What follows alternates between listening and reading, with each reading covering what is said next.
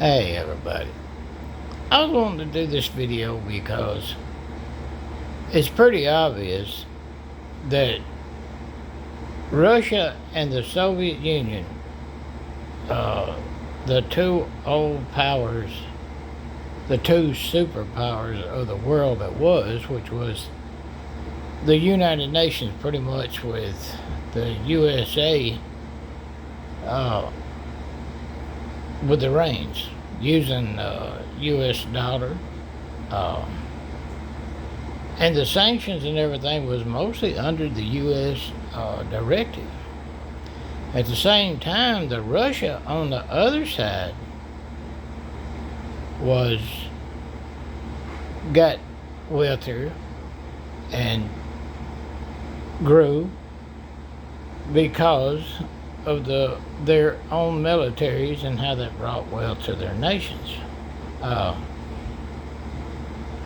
So Russia, all of a sudden, making Bitcoin legal in their nation, going to Bitcoin at the same time as Bitcoin here in the United States, the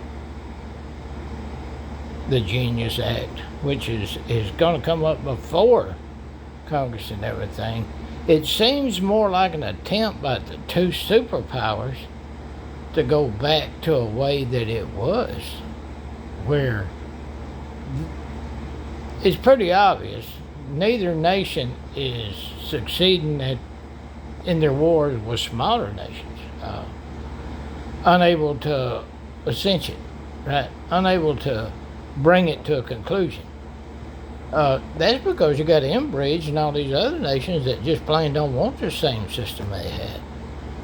It appears that that's what they're trying to do, to return to a world that was.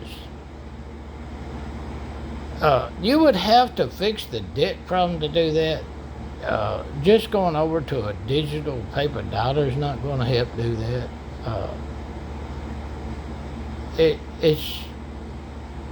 It's just packaged to look like an answer. I'm not really sure why. But it's pretty obvious that Russia and the U.S. would like to return to the two-party world-run system we had, the Axis and Allied, we had before the Chinese yuan, and it's pretty sure neither of the nations like the way it's turned out, because all the other nations that are joining their own alliances, their own trade alliances, their own defense alliances. And when you remove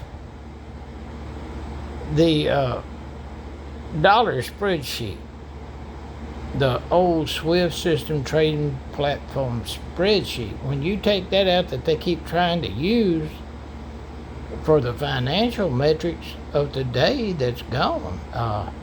That's why, if it was the same way it always was, the U.S. would have done walked away with a victory in Iran, and I believe Russia would already walked away with a victory in Ukraine. But with the digital nations coming, it just threw all that into a helter-skelter. You can tell it's desperation by our Navy ships being out too long. I was on, my ship was the first one to spend a record time at sea, but it wasn't nothing like what this ship just did. I mean, that was amazing. To just be out there at sea floating around for 2 or 3 months is rough. I've been there, but for as long as those guys have been out there, my goodness. Anyway, guys, I just want to talk about that. There's no going back. There's no going back to a SWIFT type system, no matter how you package that dollar. Trust was broken among the nations. It caused them to go to the Enbridge trading system, form their own alliances, their own defense alliances. And like Canada and its alliances with the UK and other countries. And the balance of power has shifted from a controlling interest, one or two controlling, to several different alliances now. And there are people, leaders, that want it to return to the other way. But that'll never happen. Enbridge will never let that happen. and the nations in it using the yuan. Russia has the BRICS nations that it does digital trade with.